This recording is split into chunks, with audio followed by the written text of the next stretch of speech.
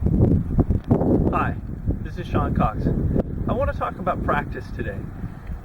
Problem with practice, we put all this effort in, and sometimes we don't reap any rewards and get any better. And so there's been a lot of research to figure out why people don't get better and what are some of the pitfalls that we see. I've got some personal opinions on a couple things, and I want to talk about those today and how I think you can get better with your time that you use to practice.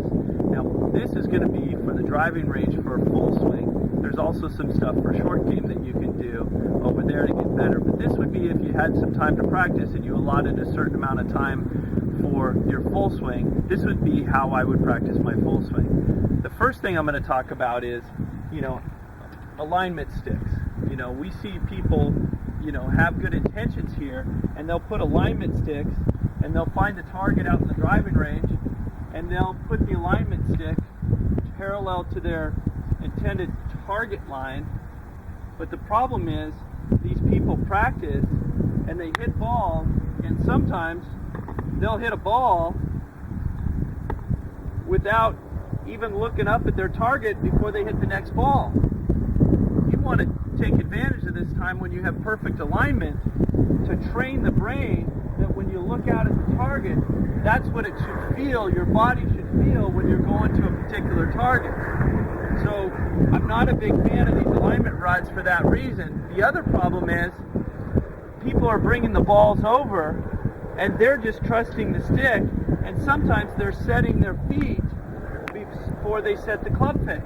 There's another no-no. Because if you look at the best players in the world, they don't set the feet first. They always set the club face first.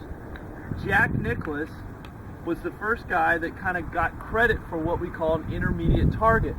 So when Jack Nicklaus played, when he went through his pre-shot routine, he would find something in front of the ball, and he would walk up and aim the club face at the intermediate target, and then set his feet, then look at his target, and then hit the shot.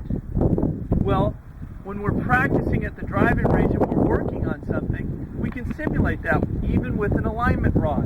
What we do is we take the stick, and instead of putting it parallel to our feet here, we find a point 2 or 3 feet in front of our ball, and we put the alignment stick down. I'm going to aim that at the red and white flag there. So now, as I'm setting up here, I know that that alignment rod is pointed out towards the red and white flag out on the driving range. And what I can do is I can start to, even when I practice, go through the same pre-shot routine as the golf course by setting the face down the alignment rod, setting the feet, looking out at the target, and then hitting the shot out at the target. And what I'm going to do is, after I analyze the shot, I can then now bring the next ball in and go through the same process. So now I aim the face, I set the feet, I make the swing, and I hit the shot. And now I know that as I'm working on something, maybe you've got a little bit of a kind of an over-the-top move in your swing, and your coach is trying to get you to maybe start with a weight transfer in your downswing. Maybe you're working on a takeaway issue.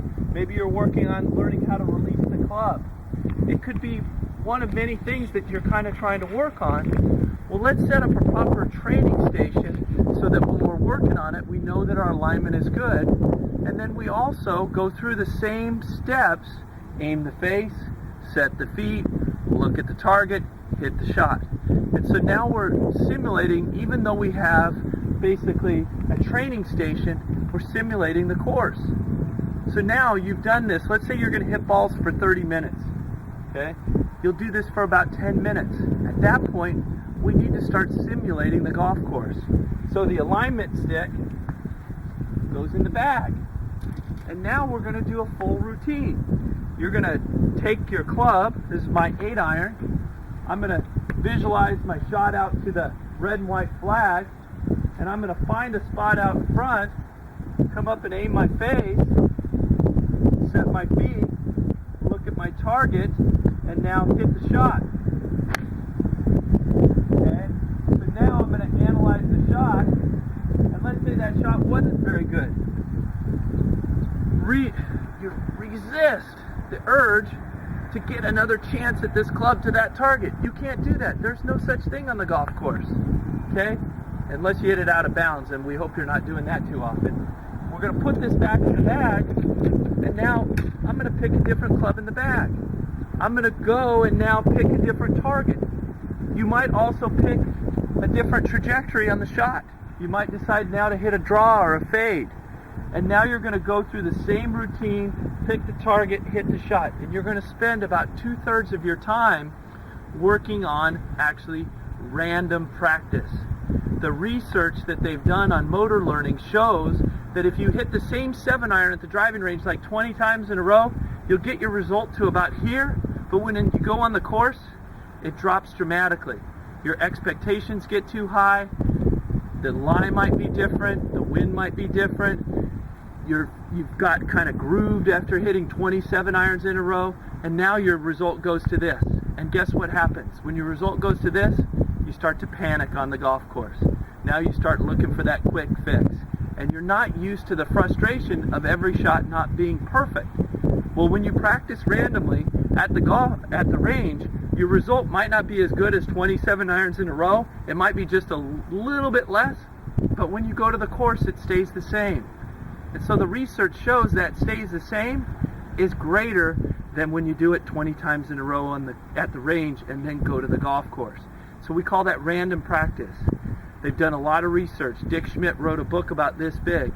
You can condense the whole book into that little speech about random versus blocked practice. We call when you hit 70, the 7-iron 20 times in a row, we call that blocked practice. Blocked practice does not translate to the golf course. So if you combine the first step of training yourself with proper alignment, going through the steps, then putting the alignment stick away, going through a full routine, even at the range, you might hit a 10-yard pitch shot sometimes, even though there's a green knot right there.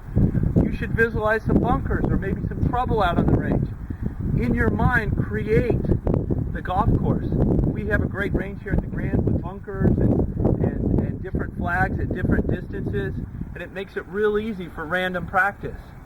If you use this, you're going to start to see results, and you're going to get some of that tension that you feel when you go to the golf course. It's going to get a little bit less. That first tee shot's not going to be as stressful. Your rounds are going to be more consistent. You're not going to see a 90 one day and a 78 the next. You're going to start to see more consistent results because every time you're practicing, it simulates the golf course. I hope this helps you get better and lower your handicap, and I hope you career round this summer. Thank you.